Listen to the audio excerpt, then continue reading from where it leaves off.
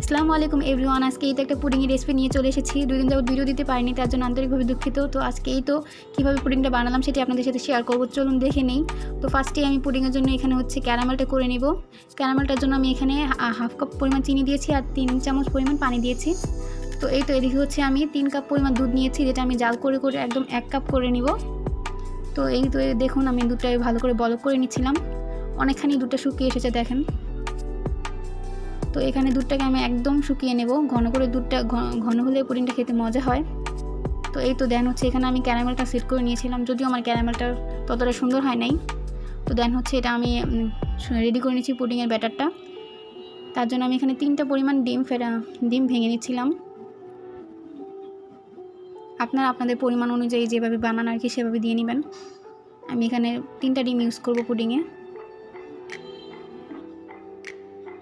এই তো ডিমগুলোকে ফেটিয়ে নিচ্ছিলাম।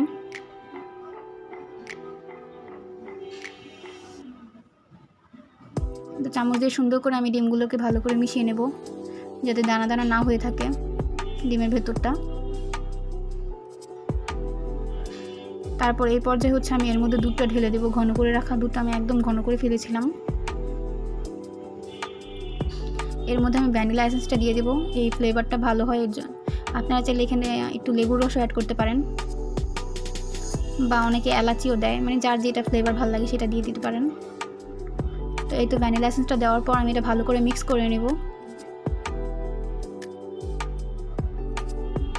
এর মধ্যে আমি চিনিটা অ্যাড করতে ভুলে গেছি, এই যে এর মধ্যে এবার চিনিটা দিয়ে দেবো।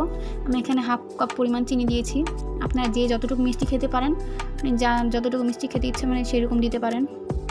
তো এই তো চিনিটা দেওয়ার পর অনেক ভালো করে মিশিয়ে নিতে হবে। চিনিটা কিন্তু গলতে চায় না, তো একটু ভালো করে মিশিয়ে নেবেন আপনারা। আর এখানে যেন বাবলসটা বেশি না হয় সেদিকে আপনাদের খেয়াল রাখতে হবে। আমিও কিন্তু ফার্স্ট টাইমই বানিয়েছি পুডিংটা। কীভাবে বানালাম সেটাই আপনাদের সাথে শেয়ার করছি। ফার্স্ট টাইম অনুযায়ী আমার পুডিংটা ভালোই হয়েছিল। আপনারা চাইলে আমার রেসিপিটা ফলো করতে পারেন। তো এই তো এটা ভালো করে মেশানোর পর একটা ছাঁকনির সাহায্যে আমরা পুরোটা ছেঁকে নেব। অবশ্যই আপনারা ছাঁকনি দিয়েই ছাঁকবেন, ছাঁকনি দিয়ে না ছেঁকে ডিরেক্ট এভাবে দিয়ে দিলে কিন্তু পুডিংটা ভালো হয় না। ছাঁকনির সাহায্যে পুরোটা সুন্দর করে আস্তে আস্তে দিয়ে দিব। দেন হয়তো এই তো এইরকম একটা বাটির মধ্যে আমি দিয়ে দিয়েছি। তারপর আমি একটা পাতিলে পানি ফুটিয়ে রেখেছিলাম। আর এটা আমার কাছে যেহেতু স্ট্যান্ড নেই, তো আমি এখানে একটা কাপড় ইউজ করেছি। তো কাপড়টার মধ্যে এইভাবে বাটিটা বসিয়ে দিলাম। বসিয়ে দিয়ে এবার ঢাকনা দিয়ে ঢেকে দেব।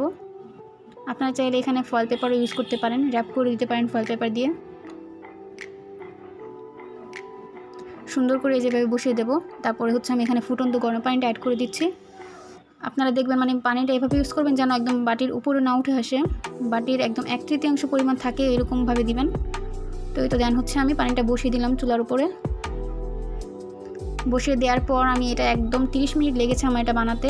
30 মিনিট লেগেছিল। আমি তো ঢাকনাটাও ফুটা যে ছিল ওইটাও আমি বন্ধ করে দিয়েছি, যাতে এটা না বের হতে পারে, ধোঁয়াগুলা ভালো করে সেদ্ধ হতে পারে।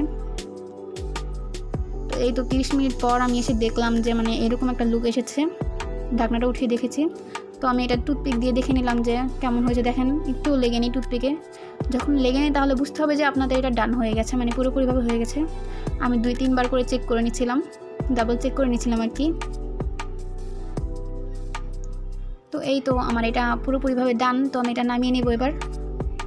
নামিয়ে এই যে দেখেন এইভাবে এরকম হয়ে গেছে একদম। আমার সুন্দরভাবে সেট হয়ে গেছে। কিন্তু এবার এটা এভাবে সরাসরি খাওয়া যাবে না, এটা ফ্রিজে রাখতে হবে। তো আমি 3 ঘন্টা পরিমাণ 3 ঘন্টা সময় করে ফ্রিজে রেখেছিলাম।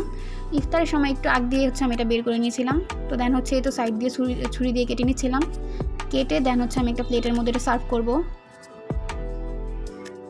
যে পুরোপুরিভাবে সাইড দিয়ে কেটে নিচ্ছিলাম।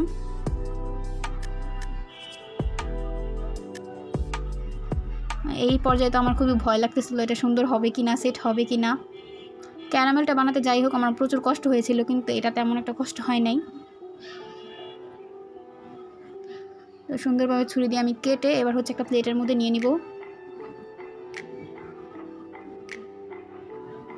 এবার এটার মধ্যে একটা প্লেট ধরে বিসমিল্লাহির রহমানির রহিম বলে এটা আমি উল্টে দিব। উল্টাতে যেয়ে প্রচুর একটা ভয় লাগে, অনেক ভয় কাজ করে। এই তো তারপর আমি উল্টে দিলাম।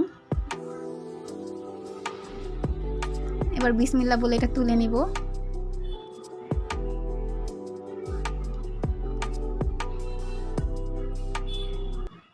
তো ফার্স্ট টাইম হিসেবে অনেক সুন্দর একটা লুক এসেছে। আমি এতটাও এক্সপেক্ট করি নাই, যেহেতু আমি পুডিংটা ফার্স্ট টাইম বানিয়েছি। আগে অনেক খাওয়া হয়েছে বাট কখনো আমি ট্রাই করিনি এভাবে। তো আজকে ফার্স্ট টাইমের মতো ট্রাই করলাম। অনেক সুন্দর একটা লুক এসেছে, দেখেন সবাই এইভাবে দেখায় আর কি, তো আমি এভাবে দেখাচ্ছিলাম। তো এই তো বাটিটাও আমি দেখাচ্ছিলাম যে এখান থেকে আমি ঢেলেছিলাম। তো লাস্ট লুক ছিল এটা। তো আজকে এই পর্যন্তই, সবাই ভালো থাকবেন, আল্লাহ হাফেজ।